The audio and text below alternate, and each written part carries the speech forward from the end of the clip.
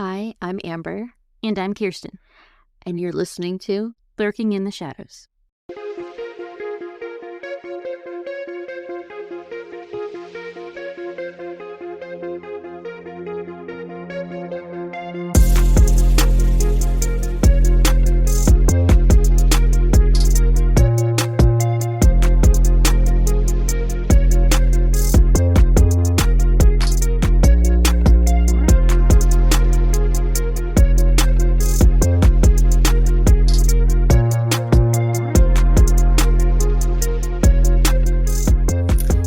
Welcome to True Crime in a Dime. Where we tell you a chilling story. In probably more than a 10 minutes time today, yeah? Yeah, probably. This is our short story segment.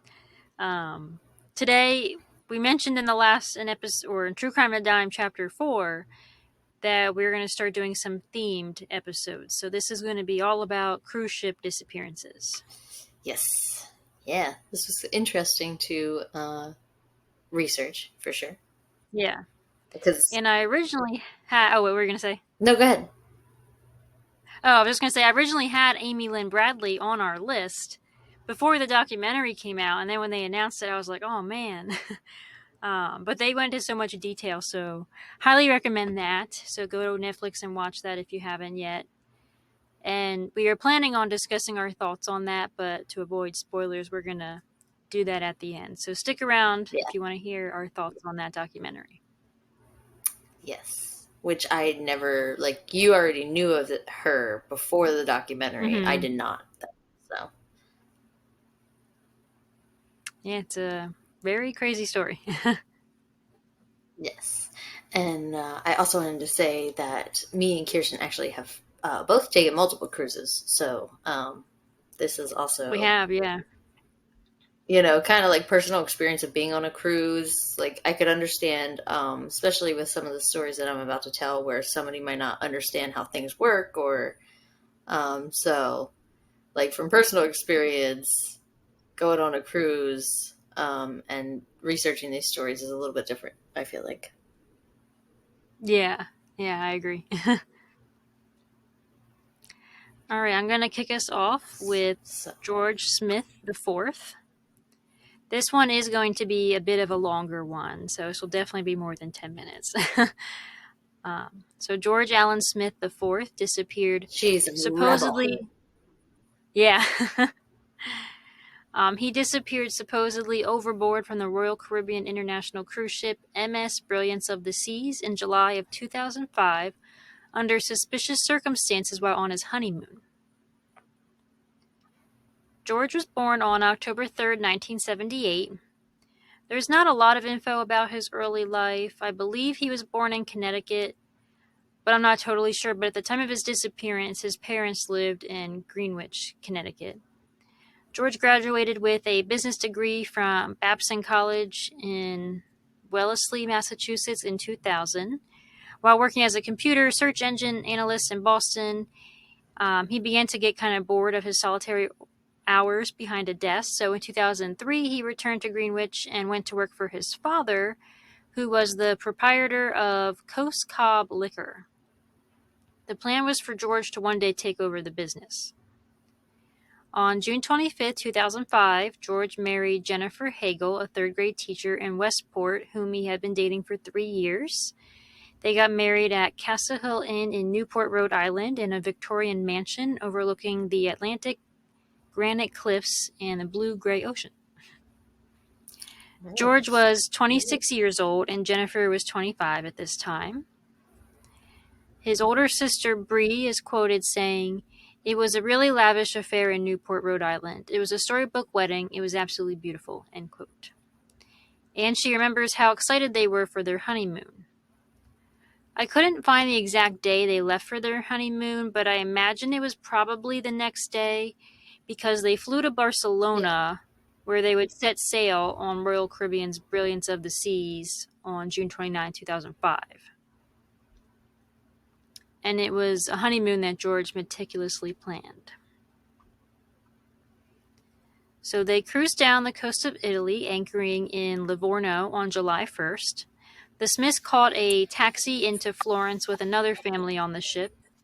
The Askin family, they are from Laguna Hills, California, and their family consisted of a podiatrist who was the father, his wife, and their 3 grown children. The oldest child, Josh, who was 20 years old at the time, bought a bottle of absinthe, which is like a potent anise-flavored alcohol, which had been banned in the United States and much of Europe. And he preyed upon George's good, nice nature to smuggle it aboard ship for him.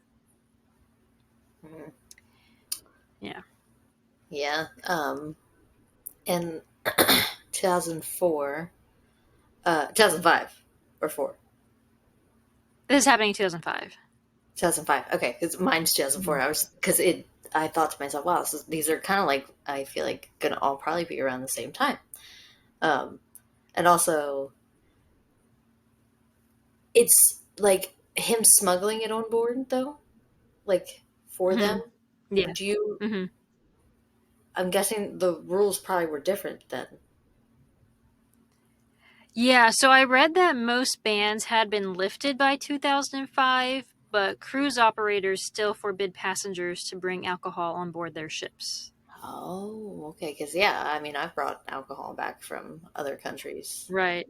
You know. Yeah, so I guess at this time, at least with absinthe, you couldn't bring that on board. Yeah, I mean, I guess. Yeah. Okay, I get it. I get it. George tucked the absinthe in his waistband and walked up the gangway back onto the ship. The ship rounded out Italy's boot, because the country looks like a boot, and headed out into the Aegean Sea, making their way to the Greek island of Mykonos. Is that how you say that? Mykonos? I think so. I'm the worst person to ask. I know. We were supposed to go there on a cruise, but dang, COVID ruined it. It literally, like, I was just thinking that as you were talking about where it was going. I was like, we were supposed to do that. I know. Sounds a lot like the cruise we were supposed to do. I know, Sad bastard. face. George and Jennifer spent what was described as a happy day together on July 4th exploring the island of Mykonos, if I'm saying that right. George's family said Greece was one of his favorite places. Then they returned to the ship to prepare for the evening. They stayed in stateroom 9062. Jennifer put on her makeup while George went out onto the balcony to smoke a cigar, and then they went to Chop's Grill for a romantic dinner, and then to the Casino Royale around midnight. They are both captured on CCTV in the casino, and this becomes the last known image of George from that night. Apparently, the couple were overheard at some point, saying they had a lot of wedding cash or possibly casino winnings locked in their room. The amount varied by witness, anywhere from $14,000 to $50,000. Jesus, criminy. Yeah, but whether they actually had that money is unknown. I never actually seen that confirmed anywhere. George's mom, Maureen, said, quote, "He bought her the biggest diamond you could ever see for their engagement from a South African jeweler, and the wedding was even bigger," end quote. So they do have some money. And it sounds like they're being kind of flashy about it, okay? Like, you're not being subtle, and you're traveling to other countries. Be careful traveling to other countries. I mean, even in America, just fucking be careful. You can't trust anyone. We live in a world of desperate fucking times, okay? And you cannot be stupid about if you have it, do not flaunt it like that. Yeah. His mom also noted George dressed smartly and wore an expensive Breitling watch, and that, quote, "people turned to look at them wherever they went," end quote. So it's speculated that maybe someone had been plotting to rob them. But again, that's not confirmed, because if they did have the money, it's never said, oh, this was missing from their cabin. So there were 3 young men on the cruise known as the Russians, who were Russian-American. They were Gregory Rosenberg, who was 19, from Boca Raton, Florida, formerly from Brooklyn. His cousin Zachary Rosenberg, who is 18, and his brother Jeffrey Rosenberg, both from Brooklyn. And their friend Rotislav, also known as Rusty Kaufman, also from Brooklyn. So it's the group of 4 American Russian men that are also on this cruise. They were rowdy cruisers, to say the least. They earned a reputation for abusing room service operators. Oh, that's horrendous. Okay. Yeah. And it was more like verbally abusing, but still. Yeah, I knew what you meant. Yeah. On July 2nd, someone in stateroom 3004, which is Gregory and Jeffrey's cabin, they placed an obscenity-laced room service order, prompting a warning visit from security. And then before dawn on July 4th, a security guard found the Russians drinking and smoking by the main pool on deck 11.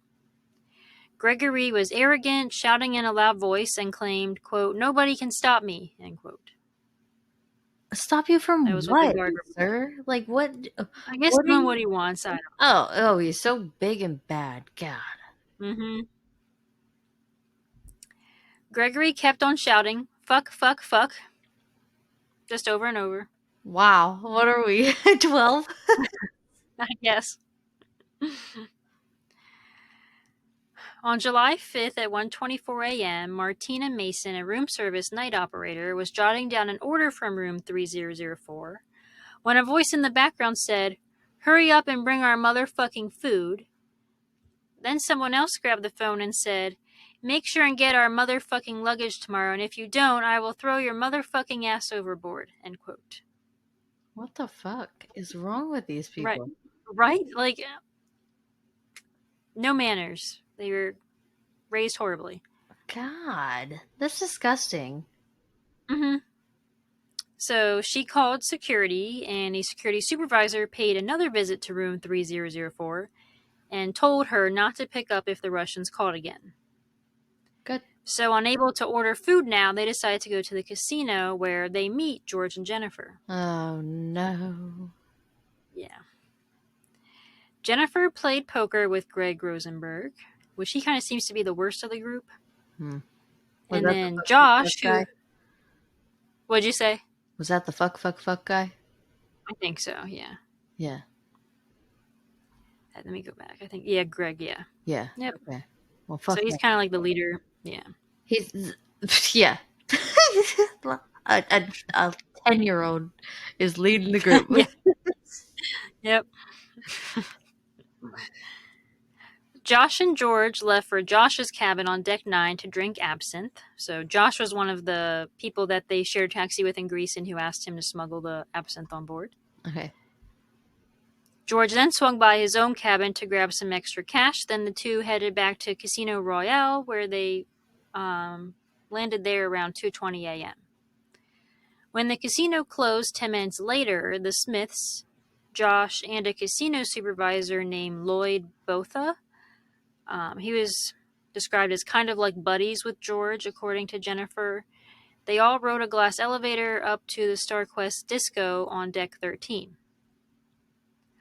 Juan Gomez, the bartender on duty, remembered seeing the Russians, Josh Askin, and George and Jennifer all chatting near the revolving bar around 3 a.m. After he made last call for bar service, Greg Rosenberg, who was at the counter, ordered 4 more vodka shots. And he gave the shots to George, Jennifer, and one of the other Russian men that were with him. When Juan left the bar at 3:25 a.m., George Smith was standing between the piano and the railing with his hands in his pockets, and Jennifer was standing at the bar talking to Greg Rosenberg. Some described Jennifer as flirty and drunk between 3 and 3:30 in the morning. Apparently around this time, Jennifer was also seen nestled on a couch with Lloyd Botha and then was leaning on Dominic Mazza, who is a 24-year-old auditor from New Jersey. He was just also at the disco at the same time. According to Mazza, George walked over to Jennifer and said, quote, "You hussy," where she then kicked her new husband in the groin. What? Why did he say that?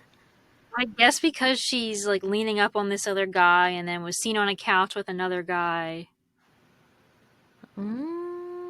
Well, I mean, it's never a reason for like name calling, and especially like out loud in front of other people. Like, I don't know. Yeah.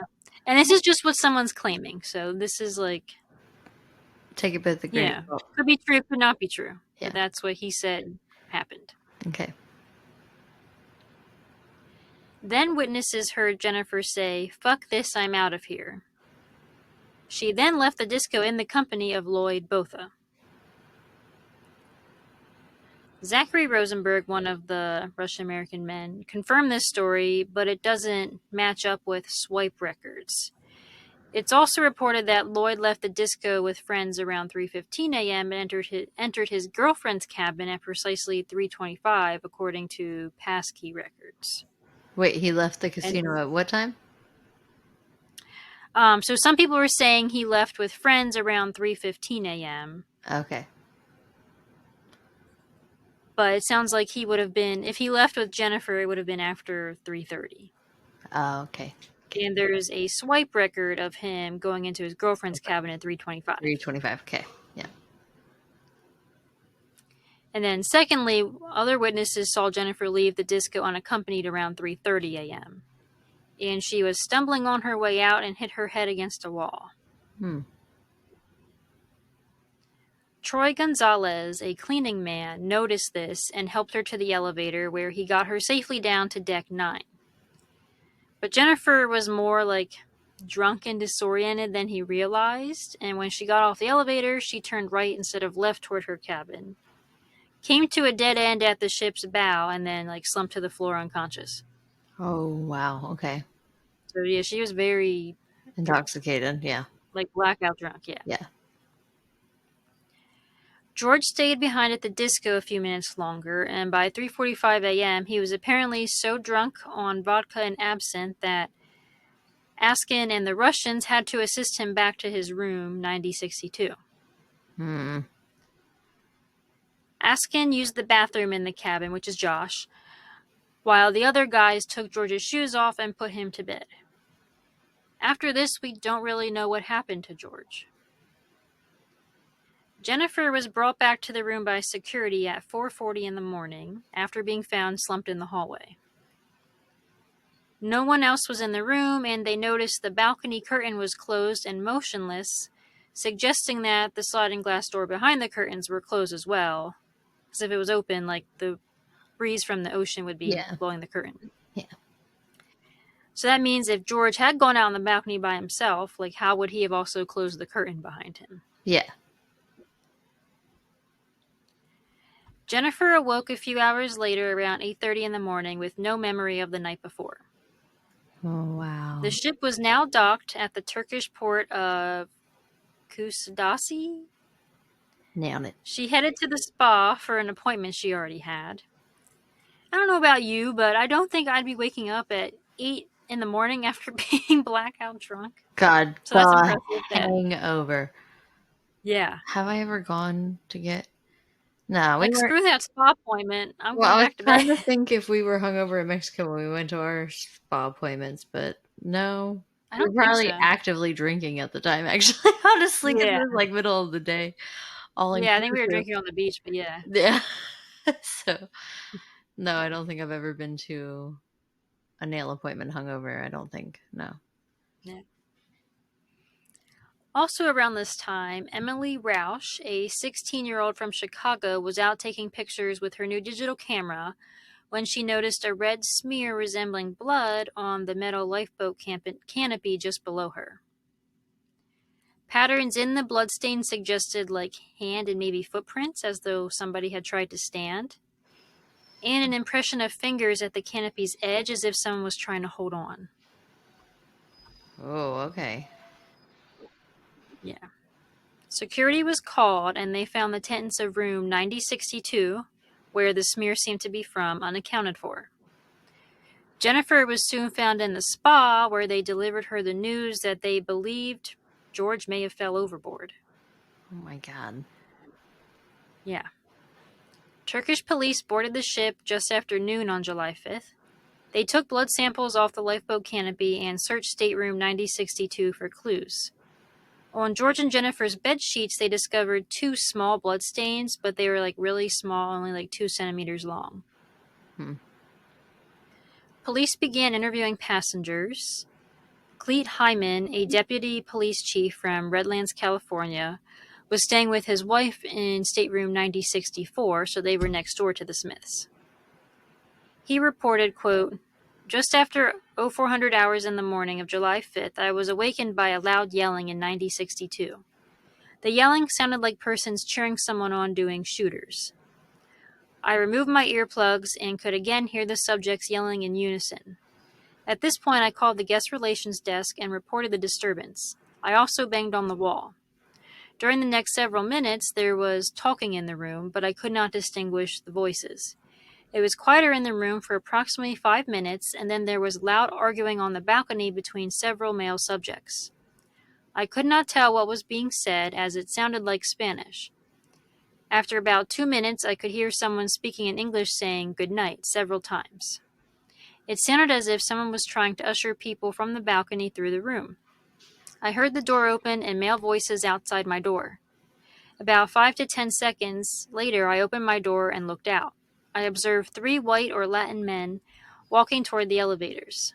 For the next 5 to 8 minutes, there was no movement or talking in room 9062. I heard cabinet doors close and the flushing of the toilet. I could hear one male voice in the room. I then heard what sounded like balcony furniture on the balcony of room 9062 being dragged about and picked up and dropped." End quote. So the Latin males and language he was hearing was probably likely the Russians and not Spanish. Yeah. 2 cabins down from the Smiths, Carlos Menchaca in room 9066 was startled awake by the sound of a group of people. And on the other side of the Smith cabin, Pat and Greg Lawyer in 9060 heard voices and furniture moving, but described it as, quote, "What sounded like to me is somebody was throwing things against the wall, throwing furniture in the room against the wall or against the floor," end quote. It was so loud they assumed someone was trashing the cabin. At 4:25 a.m., several passengers, including Hyman and the lawyer's family, heard what Hyman described as a horrific thud, which was likely the sound of George hitting the lifeboat canopy. Oh. So with all of these witness accounts, hearing a loud commotion, it's like, what happened? Like, what were they doing in there? Yeah. Because he was clearly bleeding. That's what I'm saying. Why is there blood? Right. So I don't know. I don't know if maybe they were trying to rob him and beat him up. I don't know. Because he wasn't telling him where stuff was. I'm wondering also, I don't know, if he was like moving furniture out. Maybe one of them dropped a glass and he was like ushering them out and he was trying to clean up a broken glass. Is there any evidence of that? Anything broken? No. I did find some pictures of what the room looked like when they went and searched, and it was messy but not trashed. Okay. So it's like, with all those sounds they're hearing, like, what was going on in there? Yeah. Security officers responded to the noise complaint at about 4:30 in the morning, but nobody answered the door to George and Jennifer's room. And shortly after that is when Jennifer is found in the hallway and brought back to the empty room.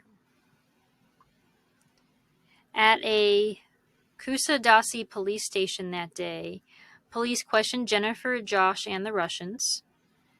The Russians claim they went back to their room and ordered room service after leaving George, but there are no records to confirm this, and if you remember from earlier, they weren't allowed to order any more room service. Yeah.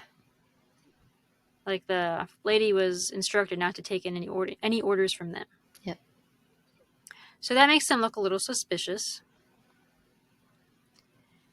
So George's family is eventually notified of what happened and being missing, and they reported that Royal Caribbean didn't lock down the ship while in the Turkish port, so evidence may have been lost and the scene could have been contaminated. And I couldn't find a whole lot of information about the investigation into George's disappearance, but Jennifer was deemed as unlikely to have had anything to do with her husband's disappearance because she was found, like, pretty far away from their cabin, like, almost unconscious literally. at the time he is presumed to have gone overboard. Yeah, when you said 4:25, I remembered in my head that, like, what time they were, like, bringing her back or whatever. Mm-hmm.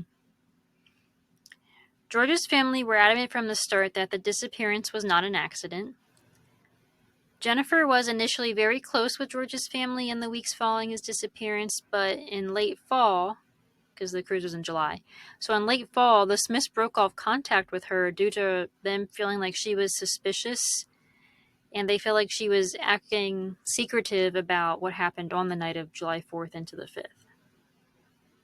Yeah, well. The FBI eventually gets involved in George's case. Jennifer passed an FBI polygraph exam as well as Lloyd Botha. But as for the Russians, in 2014, a video surfaced of the three men.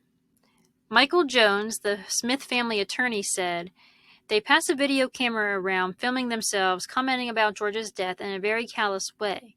But the really incriminating statement is one of them stands up at the end of the tape and sort of hunches his shoulders and flashes gang signs and says, "Told you I was gangsta," in the context of the discussion about George's death, almost as if he's bragging about having done something to George, end quote.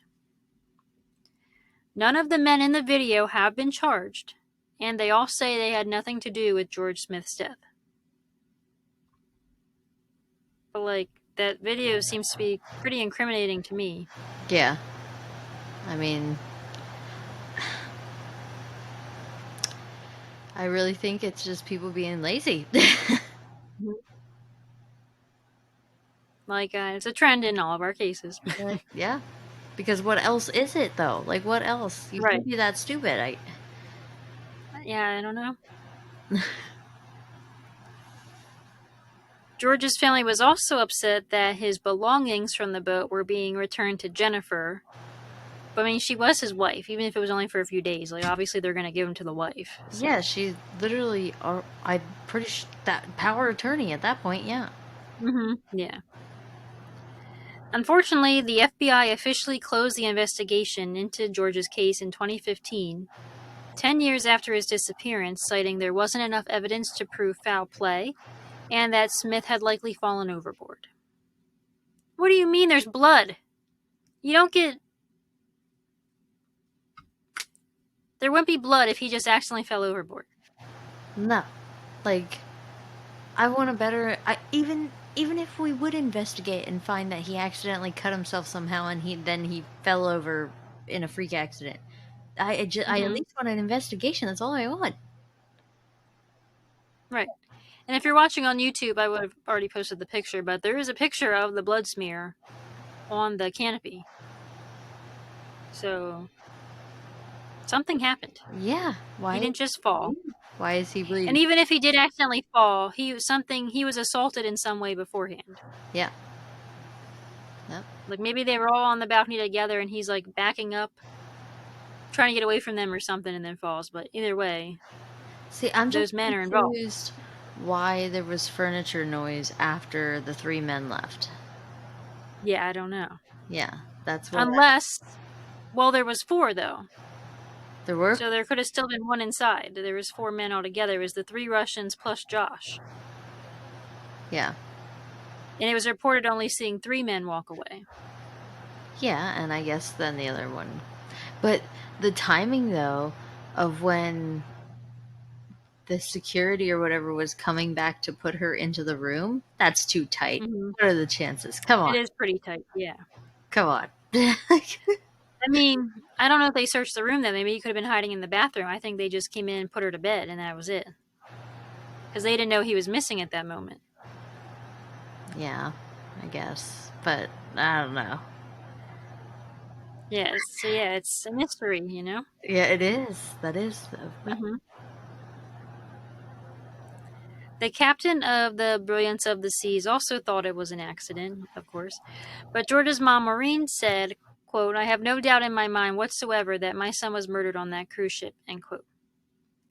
His family has offered a $100,000 reward for information leading directly to his arrest and conviction in the case.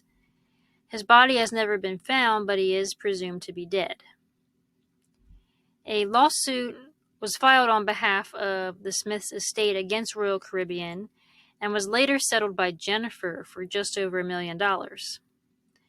The reward was later increased to $1.3 million, with the money being split between Jennifer and George's parents.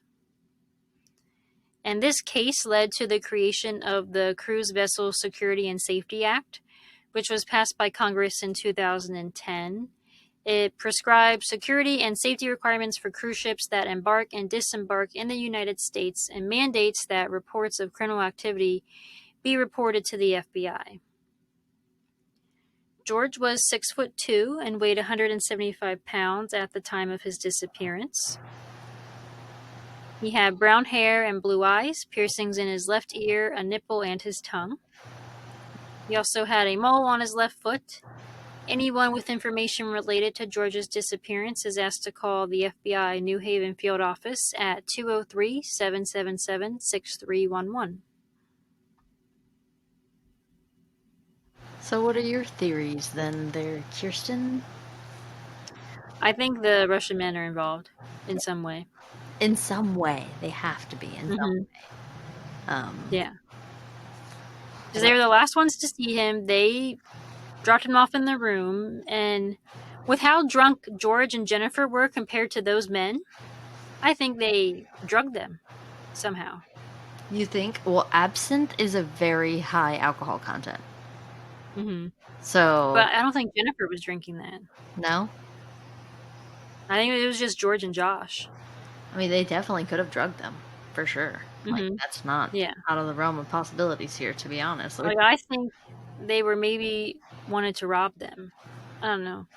Because they're bad news. I even read a report that a woman who was on that same cruise reported that she was raped by Jeff, Greg, and Rusty while intoxicated on the cruise ship. Oh, that's disgusting. Probably drugged. Yeah, and apparently Josh was there, but he didn't participate.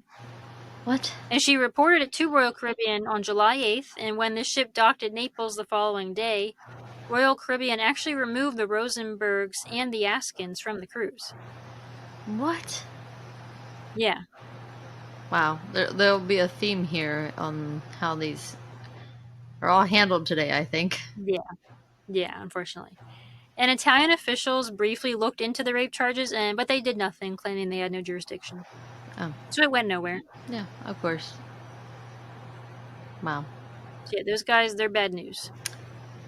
Yeah. Yeah, I think I agree with your theory, though. I think but I just... So, was there a list of belongings found in the room?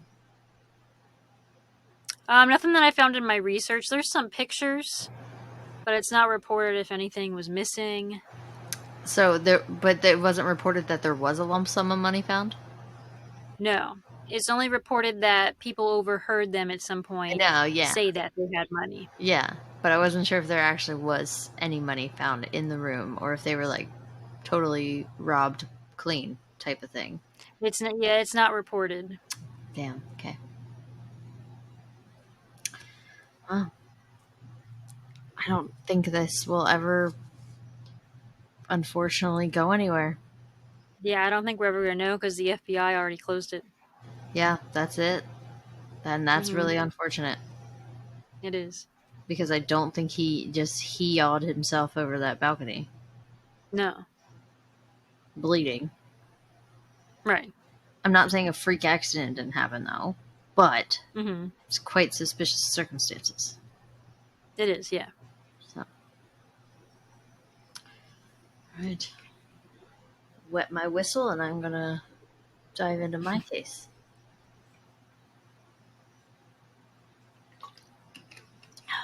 Trying to stay hydrated. We had a heat wave this weekend. I got water today. Oh, wow, look at you. No Baja Blast. No Baja Blast. I have some in the fridge, though. You're so funny. Okay. Today I am talking about Merrian Carver. In August of 2004, 40-year-old Merrian Carver was on a new journey in her life after a divorce. Her parents were Kendall and Carol Carver. She was the oldest of 4 girls. Lee, Christine, and Kendra were the other sisters. She was raised in Connecticut, but after attending college in the Boston, Massachusetts area, she fell in love and moved to Cambridge, Mass.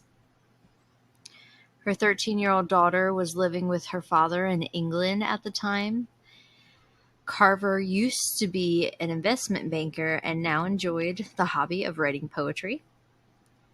Whether it was just a decision to get away from the reality of life or to enjoy time alone to herself, or to her poetry.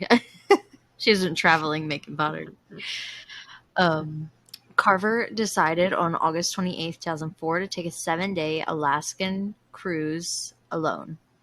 Oh. Did you know this was an Alaskan cruise, by the way? I did not. You did not? Okay. So I'll get back to that. She boarded the Mercury, a Royal Caribbean ship in Seattle, Washington. This cruise visited Juneau, Skagway, Ketchikan, Prince Rupert, British Columbia, and then they disembarked in Vancouver, British Columbia. Are those the same places you went? Oh, yeah. So after I had a little note in there. So the reason I asked Kirsten that is because I have been on an Alaskan cruise. It was an 8-day Alaskan cruise, ported out of Seattle. I went to Juneau, Skagway, Ketchikan, and Victoria, British Columbia is where I got to go. So I went to all of the ports they would have went in Alaska, but I didn't get to go to Prince Rupert or anything like that. But I did port out of Seattle as well. So I got to see the port of Seattle, which Seattle is very beautiful. I do suggest, even if you don't go on an Alaskan cruise, Seattle is very nice. Brandon said he hated it when he was there just for the driving. Well, I bet. I mean, For the traffic, yeah. We stayed in a hotel that we walked like everything to Pike's Place market and stuff like that. We walked everything, so Yeah. I highly recommend that. Not driving around, but there was definitely other things I would have wanted to see. But Right. so, where was I? With limited luggage and a free spirit, Carver settled into her room 8137, which was an ocean view room. She told no one she was taking this trip. Like on a typical cruise, if you have never been on one, you meet your steward that you'll have during your entire cruise. You tend to get more personal with these crew members because they take care of your room and anything you need. Plus, you constantly see them working in the hall that you're staying in all the time. Yeah. And they always say hi to you. By name. Like, they're wonderful. Yeah. I've never had a single complaint. They've all been great. Right. They're always like, enjoy your dinner. Have a nice breakfast. Yeah, or ask you how, like, what's your plans for the day or anything like that. Yeah, they're so nice. Carver's steward was Domingo Montero. He noted she was excited about the cruise, ready to relax, and she was very nice and in good spirits. Montero said Carver expressed for the first 2 nights she wasn't interested in going to the set time dining and instead the buffet for dinner. When she expressed this to her steward the second night, he suggested room service to her to change it up, so she ordered 2 sandwiches to her room. This is really the only information we have on what she did before disappearing on night 2. The morning of day 3, Montero entered Carver's room to clean, and as he looked around, a few very strange occurrences caught his attention. First, the bed was not slept in. Her only pair of shoes she brought with her were still in the room. He also found an envelope with a big tip in it and a manila envelope, but I couldn't find what was in that envelope. Okay. All of her belongings, including her purse containing all of her important papers like her social security card, were also found.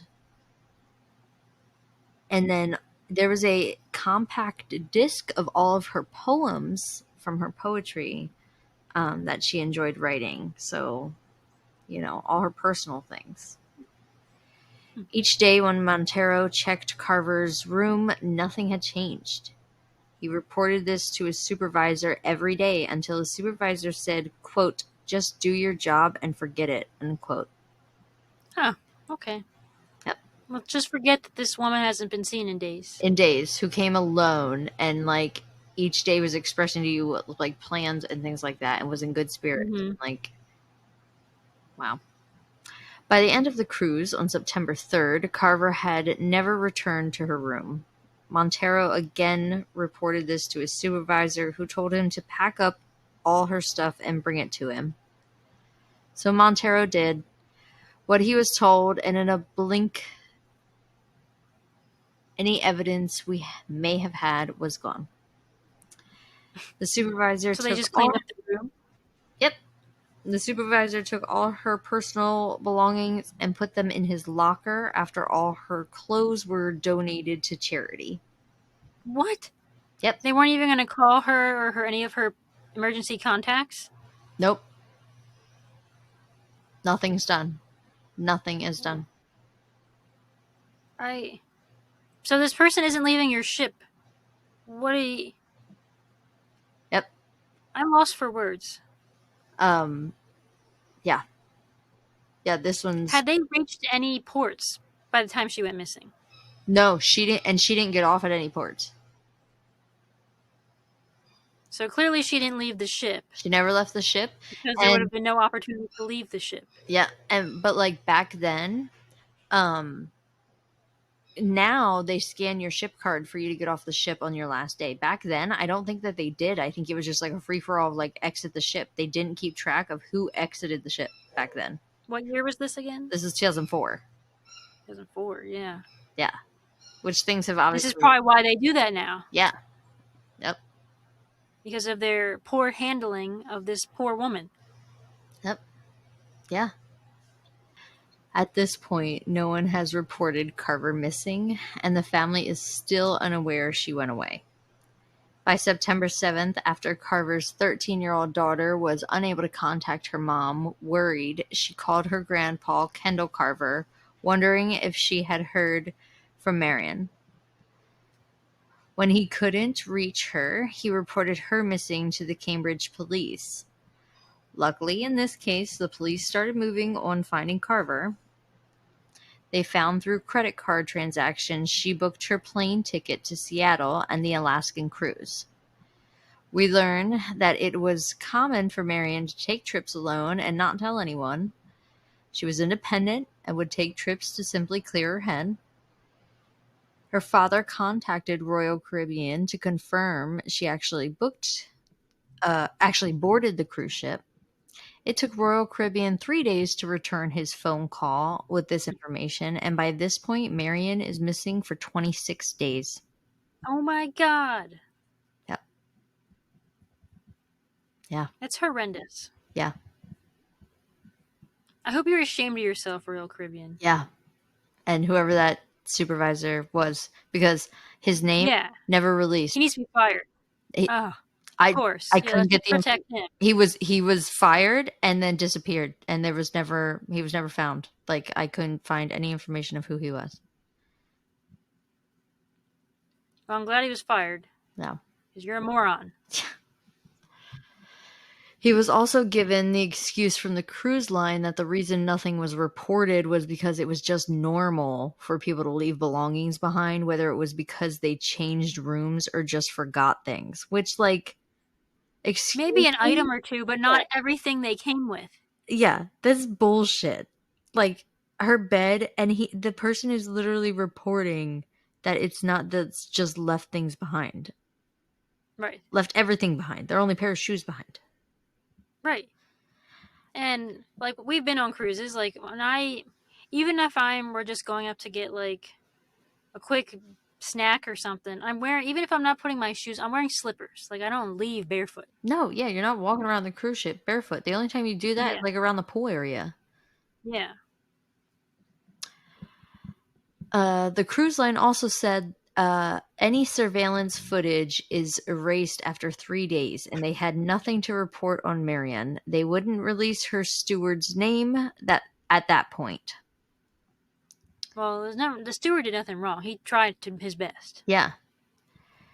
Carver hired a private investigator, but this did not answer any more questions. The investigator was allowed to go onto the ship, but was not allowed to talk to any of the employees. The only info he felt was worth noting was an observation deck was only about 100 feet from where her room was located. The name of the supervisor was never released. The one that he bleh, bleh, bleh.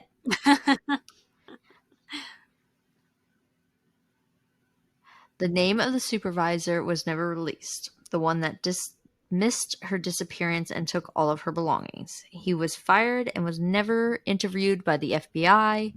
He kind of like I said, disappeared. But he was never talked to or nothing.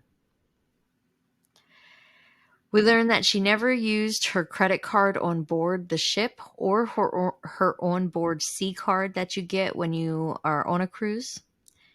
She never got off the ship at any of the ports. The ship does not keep record of who disembarks the ship at the time. Her parents sued the cruise line in 2005. During the trial, Carver learns he was lied to about how long the surveillance footage is kept for. Oh. They keep footage for 1 month, not 3 days. So when he contacted them, they would have still had the footage at the time, but now it was too late. Well, yeah, because they started investigating at 26 days, right? Yeah, so they would have still... he called at the point that he called and confirmed with Royal Caribbean that his daughter boarded that ship and like he hasn't seen her was 26 days. Mm-hmm. Why did no one take it upon themselves to check the footage? Even when the steward was saying to his supervisor, hey, this lady hasn't been seen in days, why didn't he contact someone to check the footage then? Because he didn't care. I guess. I don't know why. Like he literally just missed this person's life. Yeah, like this could be easily solved if we had that footage. Yeah. They won the lawsuit, but this was after spending $75,000 and still no answers about where his daughter was. He did state he believed she was dead, and in 2006, he founded a support group for missing cruise victims called International Cruise Victims. He sadly passed in 2019 with no answers. Aww. The cruise line, of course, reported this as a suicide, believing she jumped off the observation deck. Unfortunately... A suicide? Yep. Unfortunately, cruise lines run their businesses out of foreign countries, so American law enforcement has no right there, and our laws really mean nothing to them, and they don't follow them. A statistic I read was that on average 10 people go missing every year on a cruise ship. If anyone has any information about Merrian Carver, who had red hair, hazel eyes, 5'7", 100 pounds, you can call Cambridge, Massachusetts Police Department at 617-349-3211 or Alaska Missing Persons Clearinghouse at 907-269-5058. What do you think happened?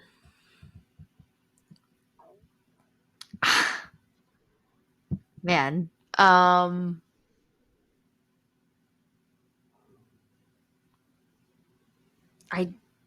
think someone on the ship's involved. Yeah, like it has to because they didn't make it to any ports. Do you know what I mean? Like Right, and just the fact that they refused to report it, they're giving her belongings away to Goodwill or whatever. Like, they didn't want someone investigating it. But where her only pair of shoes were in the room, Kirsten. Like you said, we always wear slippers going out. Where did she go? Maybe someone came into her room. But her room was like untouched, it said. Yeah, I don't know. after him cleaning it. Yeah, it's I don't know, And but like, it's sketchy the way it was handled. so sketchy. And like, we literally have zero information of like where she. Mm-hmm. All he knows is the room service that she ordered that night, and then that's it. Mm-hmm. Like, Yeah, that's why I feel like with her shoes being in there still, like someone took her out of the room. How they did it with no one seeing, I don't know. yeah, But because I mean, I guess there's also a possibility. Sure, she could have fallen overboard if she went up to a deck or something, but that doesn't seem likely here. I did like read some things about saying like since the divorce and things like that, she battled with depression and stuff. But like, I never want to sit here and assume anybody's mental health. Like, Right. Mm-hmm. so, that was brought up, but I don't know. It's still to me like suspicious. It was not handled Yeah. appropriately. Again, like going back to even to your case, all I want is a fucking investigation here. Can we like, Mm-hmm. Right. pretend we fucking care? Like, god Mm-hmm. damn. And who knows where this woman is now? Like, Yeah, that she's bottom of the ocean somewhere. Unfortunately. yeah. Where And else? if someone is involved, like, what would the motive be? Like, other than she was an easy target because she was alone. I don't know. I don't know. I don't know. Yeah. She's just gone. That's crazy. That's scary. That is scary. Just like poof. Yeah. And no one cared No one that cared. you were just gone. Yep. Whew. Yeah. My next case is kind of similar name in a way. Ariel Marion. So Marion's the last name too. Dude, I want to tell you that Or no, hers was the first name. Yeah. So this is the last name, Marion. Yeah. Probably I think spelled differently though. But for my two cases, both of them started with the last name started with C. So in my second case, I started writing Merrian with the other person's last name instead of their name. I caught it and had to correct it. So sorry for any confusion this may cause our listeners. Yeah, goodness. So this is Ariel Marion. On September 16th, 2012, Ariel, who was then 21, and her mom, Vera Marion, embarked on a 7-day Caribbean cruise with Royal Caribbean on Allure of the Seas. They were from Tennessee and boarded the ship in Fort Lauderdale, Florida. They were sharing a cabin with a balcony on Deck 11 as part of a group tour of about 600 people. Wow. Dang. Yeah. Jesus. Yeah, and her mom actually won this cruise through her job. Oh, wow. Okay. Yeah. Vera says, quote, I remember that at the reception to observe the beginning of the cruise, several of the male employees who were serving drinks asked her, referring to Ariel, more than once to meet with them later. I believe that the cruise line regulations prohibit employees from mingling with passengers, and I regret that I did not get their names, end quote. So the sail-away party ended around 6:30 p.m., and the Marions went back to their cabin. Around 8 p.m., Ariel said she was going to the pool, and Vera lay down to take a nap before her scheduled 8:30 dinner meeting with other members of their group. Around 8:30 p.m., a member of the group who was staying on Deck 10 called the ship's 911 emergency number reporting something or someone had fallen from a higher deck and had brushed the caller's arm while falling. That's scary. Yeah. So I'm assuming she was maybe out on a balcony or something. Yeah. But it wasn't really clear. But yeah. Wow, that's scary. Vera was heading to dinner at about this same time, and while she was eating, 3 security guards asked to speak with her. They asked her to account for her whereabouts since boarding the ship and asked if her daughter was able to swim. That's when she knew something was very wrong, although no formal announcement had been made yet. Vera said she became hysterical during their continued questioning and was put in a wheelchair and kept in a secluded room. What the heck? Yeah. Vera said she didn't hear the ship put out an announcement via the PA system until about 11:30 p.m., and a search did not begin for her daughter until 1 a.m. What the fuck? Which is when the Coast Guard later reported being contacted. So the 911 call to the ship or whatever is going in at 8:30. Wow. They don't make an announcement until 11:30, and a search doesn't start until after 1 a.m. Wow. So even if somebody would survive falling from a ship, you're probably not going to survive that long treading water. So Right. Had they turned around immediately, yeah, maybe something could have been done. possibly, yeah. I mean, I don't know how long it takes a ship to turn around. I'm sure it's several minutes, but Still, they would have hopefully been able to survive, yeah. Vera was then forced to move to another cabin without a balcony, and reports she was not offered a refund for this forced change. Oh, yeah, I'd be pissed about that too. She reports the cruise line told her it was too risky for her to be in a cabin with a balcony, and she had to remain in that new cabin for the remainder of the 6 days of the trip. Why am I being punished? I don't know. Do they think she's going to throw herself overboard? I don't know. Goodness gracious. Vera said when she demanded to speak to the captain, she was given only his personal assistant. And because her original cabin was secured for, investigation, she was not allowed access to any of her luggage and had to buy clothing from the onboard stores, but reports the ship kept their receipts. What? Yeah. No, you can keep a copy, bitch, and pay me back because you have all my shit. Right. On the last day of the cruise, Vera was escorted off the ship, apart from the rest of the group she was cruising with, was assigned a different flight home, and was accompanied by a cruise team care member. What is happening? I don't know. They're more worried. They're like, well, about this woman who is a victim. Yeah. Like, we missed the one that jumped off. We just don't want another one. Right. Yeah, I don't know. It's very bizarre, the way this was handled. Yeah. Vera identified the cruise members who were asking her daughter to meet up later on, but claims neither the FBI nor anyone from the cruise line seemed interested in talking with them. Vera learned from other passengers in her group that when they made a stop in the Virgin Islands on September 18th and asked about her whereabouts, they were told Vera left the ship and went home. What? So she was basically kept in solitary confinement for the remainder of the trip. They didn't even want other passengers to know she was still on board. Couldn't get off at the ports. Yeah. And she wasn't refunded anything. Oh, yeah, I'd be absolutely pissed. Mm-hmm. Yeah, they'd be hearing some words. Yeah. I mean, I don't know how much I'd want to be getting off the ports, I guess, after this thing happening, but, help me. You're not helping me. You're not helping me. Yeah, it's like they didn't let her leave the room. Yeah.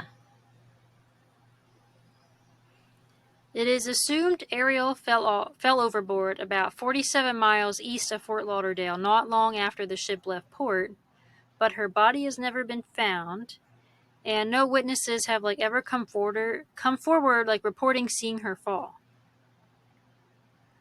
So it seems kind of strange to me that if she actually went to the pool, like she said, that nobody would be around to see her fall. It was embarkation day. Everyone is out having a good time the first night. Yeah. They're not going to find somewhere alone. No.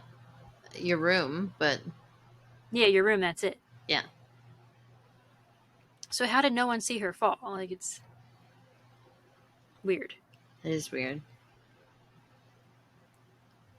Vera said they immediately cleared off that side of the ship once it was reported that someone had fallen over, but they never started the search when the incident was reported. Vera is obviously still very upset about how her daughter's case was handled. She reports that once she got back home, she was so upset that she had to be admitted to a hospital in Tennessee. She believes Royal Caribbean could have saved her daughter had they begun the search immediately. Yeah.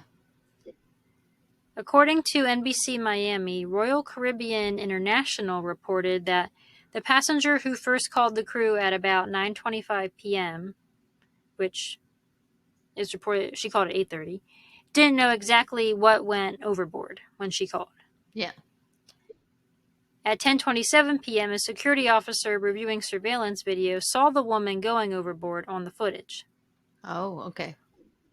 Royal Caribbean made a statement saying, quote, "Once it was confirmed that a guest had gone overboard, the ship's captain stopped the ship, turned around, and alerted the U.S. and Bahamian Coast Guard, and 3 ships nearby helped the allure of the seas with the search," end quote. Royal Caribbean did not answer any direct questions about what happened between 10:30 and 11:30 p.m., which is when the U.S. Coast Guard said it was called in its report. A company spokeswoman said in an email that Royal Caribbean notified the Coast Guard at 10:53 p.m., and the U.S. Coast Guard effort to find her was discontinued on September 18th of 2012. The FBI investigated and ruled the case an accident. Royal Caribbean told the Sun Sentinel that it was obligated to be very sure that a passenger was not still on board before it asked the Coast Guard to dedicate assets to a search operation. But Coast Guard regulations and International Maritime Organization guidelines require immediate action in the event of a report of an overboard passenger, such as promptly reducing travel speed, directing the ship back to the reported location of the overboard fall, and making preparations to dispatch life craft. And it did not do that. It kept moving. Yeah. So it seems like they could have called for help right away and just called this Coast Guard even without confirming she went overboard, but they didn't. I mean, and then if you discover they didn't go overboard, okay, so call them back. Yeah, that's what. Yeah. Like, why are people's lives not priority? It's all about procedure and policy that they think they want to follow. And they're lazy. Which they weren't even following it anyway. No, I was going to say, they were not even following that. They were being lazy about that, too. Mm-hmm. That's what it's about, being lazy. According to Courthouse News, in 2013, Vera sued Royal Caribbean Cruise Lines in federal court on her own behalf and for Ariel. She seeks compensatory and punitive damages for a wrongful death, false imprisonment, and negligent infliction of emotional distress. I couldn't find any results of this settlement, though, like nothing. So I assume it would have happened by now because it's 2025 and that was 2013 when that went through, but I couldn't find any results of if she won or what happened. And that's all I got. Oh, that's all you got? Okay, yep. She's just still missing and nobody investigated. Yeah. Yeah. But we know, I mean, at least for this one, we know what happened to her. Like, she went into the water. We have footage of that. Right. You know, we at least have that. Goodness. But it's just the fact that no one did anything again to try and help her. No. Yeah. Again. They just took the easy way. And how did she fall overboard? Like, was she by herself where she was at? Like, yeah. Because I also didn't find anywhere in the reporting of exactly where she was on the ship. Yeah, I would love to see the footage of where she was. Yeah. You know, was it literally just like that perfect, like that? But Kirsten, I mean, even if people were around, sometimes there's just that perfect split second, like a kid does something, you know, an adult does something or whatever, and just, you miss it, yeah. Yeah. So maybe it was just one of those types of things. Could be. Yeah. Well, I'm going to wet my whistle again and move on to my case because we're finally going to stop bashing on Royal Caribbean, I guess. I know.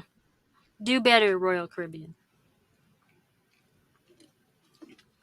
Yeah, please. But we're actually going to start bashing on Disney, so here we go. My case is about... Disney. Yeah. I don't know if I am. You let me know when you're done hearing this.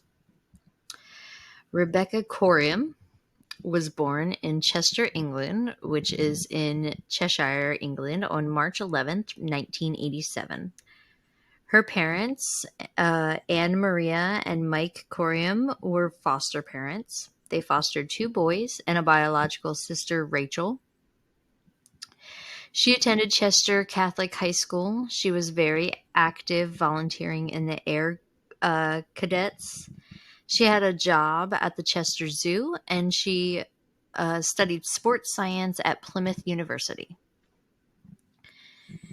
She also attended Liverpool Hope University, which led to her moving to Maine for 4 months, teaching sports at Camp America.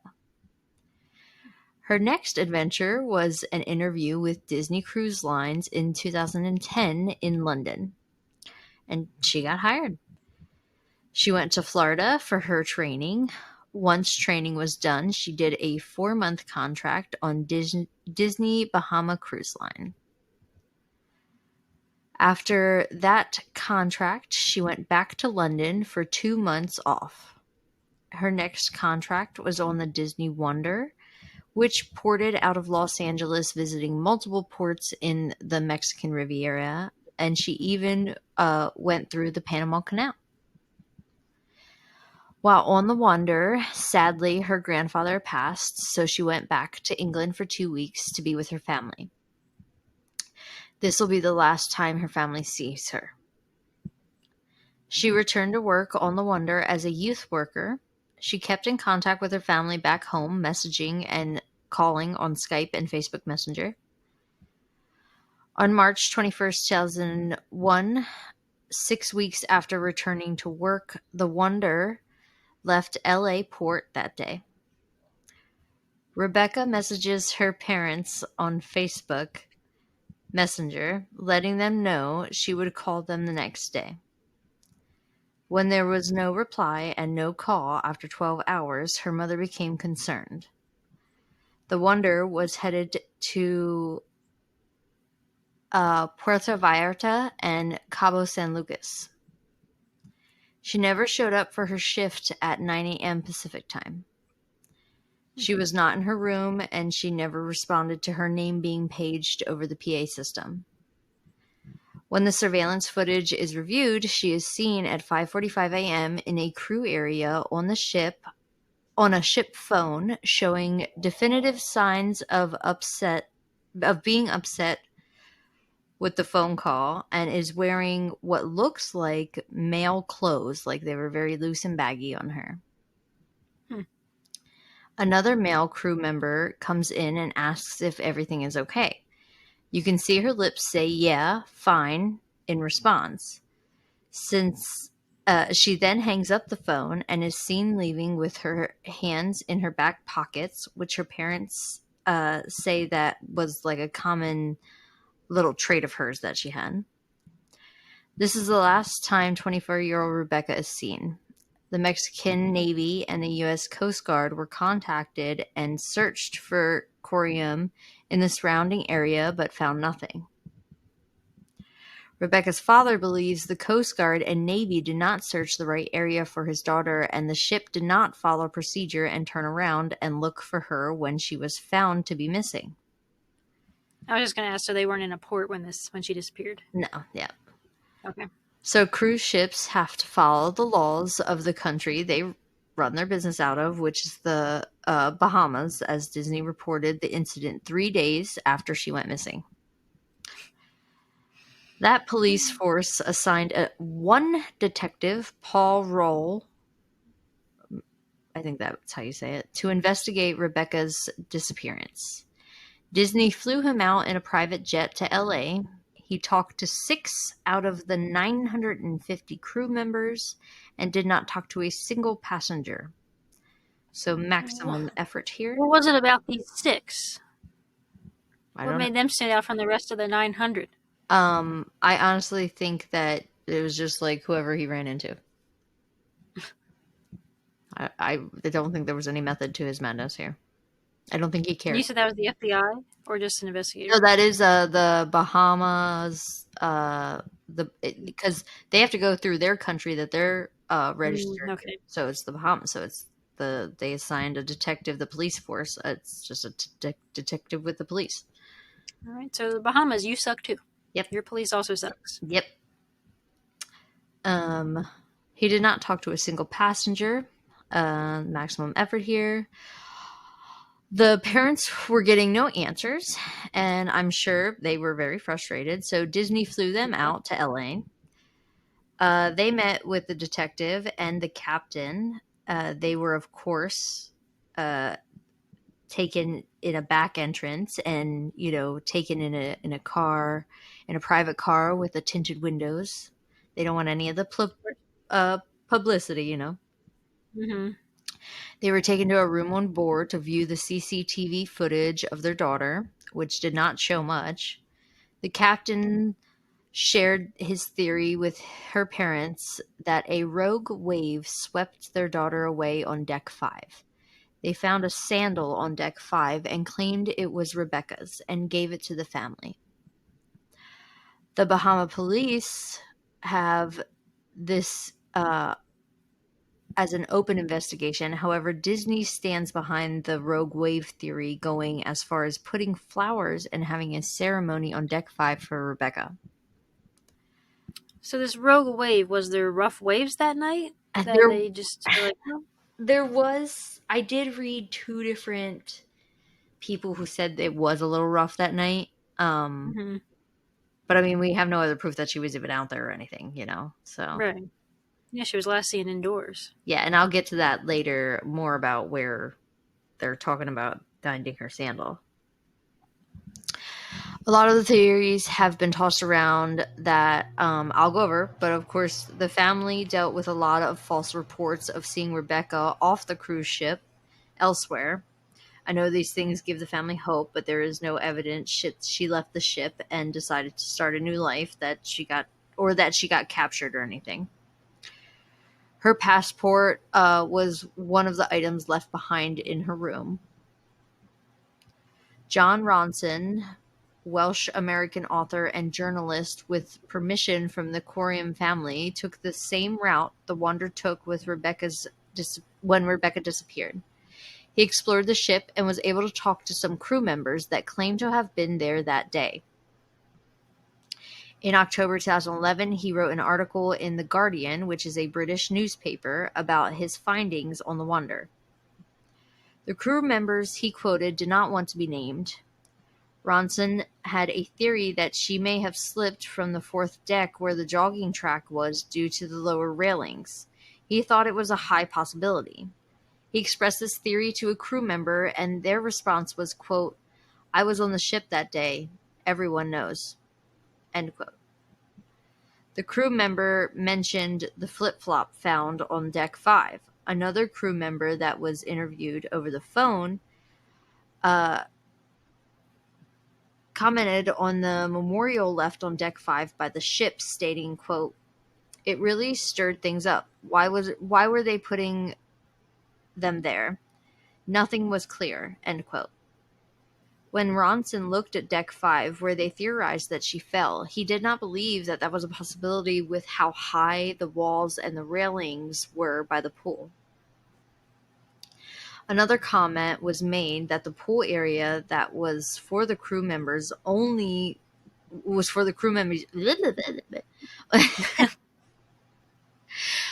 Another comment was made that the pool area that was for crew members only was a common hangout spot for crew members, so it is unlikely no one saw anything, same as yours. How did nobody see anything? The Corians... And also, like, her sandal being on deck 5 could have been staged. And so someone thinks she fell overboard.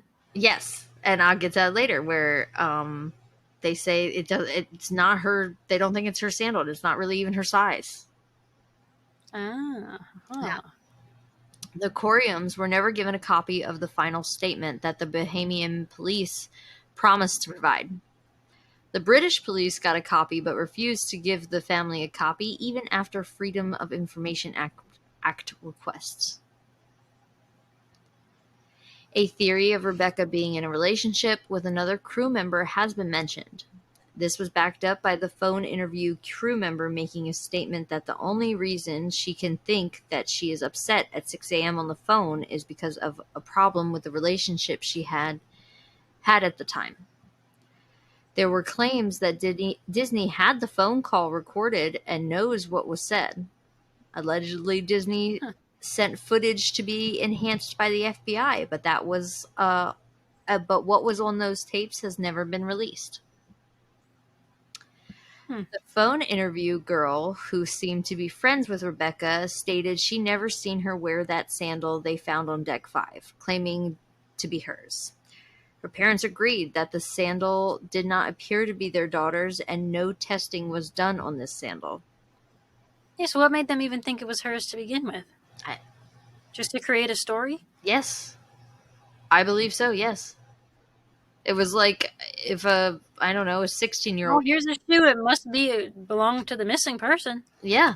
Like It can't belong to anyone else on this ship. Yeah, it's like a teenager making up their story to solve this case. Like a Nancy Drew case here. In Rebecca's room on the ship, when it was cleaned out, they found tickets to Disneyland Paris as a gift to her parents and sister for them to go. This would lead us to believe suicide was not something she was thinking about. Mm-hmm. In 2016, a private investigator looked closer into Rebecca's case and decided that the sandal was not hers.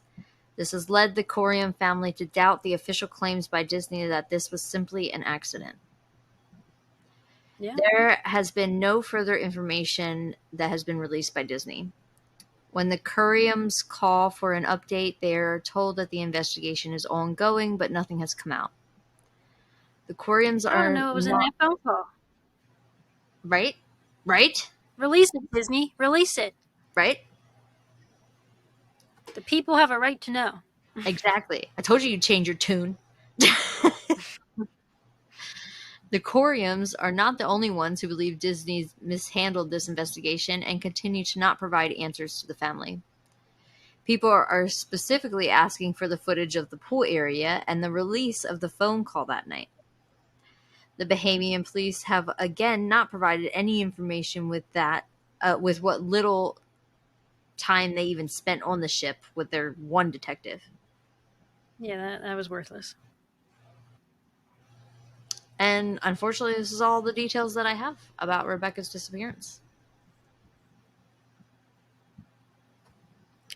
Yeah, it's weird. In her case, I don't know, because it's like if someone did make her disappear, like what was the motive?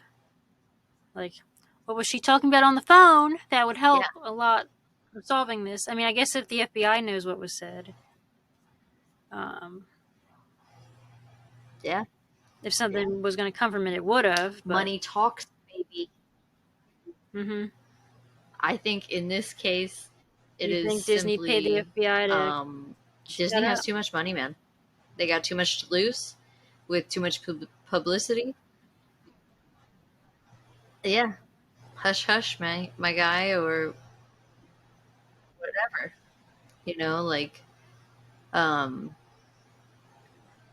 And yeah, whatever they did find, even if it's good, bad, or ugly, they're not going to release it. They don't want that publicity, and they're not going to do anything that could in any way, shape, or form affect them in a negative way. Like, they just can't risk it. But but I highly doubt the phone call was about Disney. So they shouldn't be that butthurt over whatever was said and about losing business over publicity. Yeah. If they're going to look better if they give information to solve this disappearance.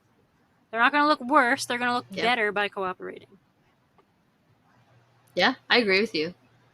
But I wonder if what information they see on there, but what I think is going to happen is because they're just writing this off right now as an accident. If they release that phone call and... Do you have a theory on what you think happened? Well, with the limited evidence that we do have, the only theory I can sit here and go off of is that there was some kind of argument with somebody on that phone and they did something to her. Mm-hmm. And I think, like, Yeah. somebody crew member wise was involved, I think. Mm-hmm. So, Yeah, because it's definitely, this sounds morbid, but would take work or like a team to secretly remove someone off of a ship. I feel like that's not a one-person job. yeah. So, There's going to be people that know that have to block the camera or something, you know? yeah. And also, a crew member is going to know all those secret spots and stuff, so. Yeah. Which is scary. It is. But Yeah, I it think, doesn't seem very likely that she went overboard in this one. Just like, based off what we accidental, know right? before she disappeared. Yeah. Yeah. Yeah. But the theory to the theme today is that nobody investigates properly. Unfortunately. Yeah. Yeah. And whose clothes was she wearing? Yeah. Yeah. Like, where was 'Cause they were she at big right on her, before yeah. that those were the clothes she was wearing?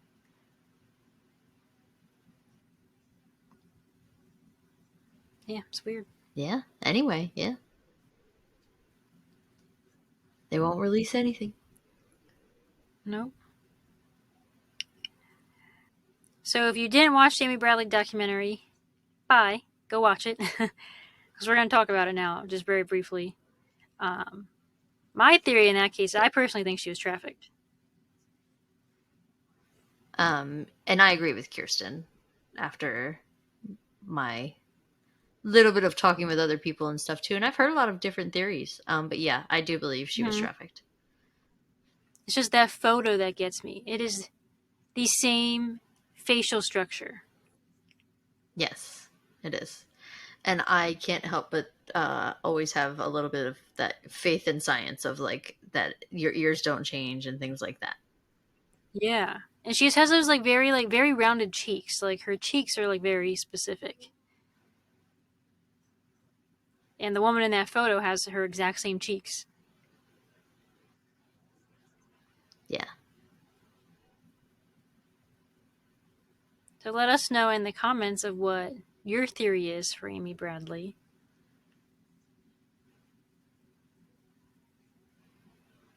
Yeah, because there's a bunch out there, I know.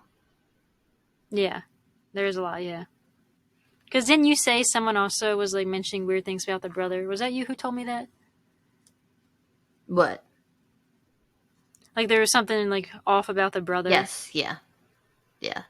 Yeah, it was me. My hairdresser. It was a conversation with her. Okay. Yeah. That's right, yeah. And then this is our last regular episode before we head into our spooky season series. Yay. For the month of October, if you missed it, we're going to be releasing for the whole month something spooky or Halloween related. We will have true crime cases, 2, like just true crime cases, and then the other 3 episodes, because there's 5 Thursdays in October, will be spooky but true crime webbed in. Yes. Don't want to make you feel like you just came for a haunted story. Right, yeah. So. Yeah, there'll be some gore and lore within. Ooh, I like it. And also let us know how what you guys think of the themed true crime and a dimes. Did we like them? Is it too much of the same thing all in one episode? Do you like the variety? I'd love to know. Yeah, we want to do what you prefer to hear, like. So please let us know. Yep. Yes. And make like a shadow and follow us on Facebook, Instagram, and YouTube at Lurking in the Shadows Podcast.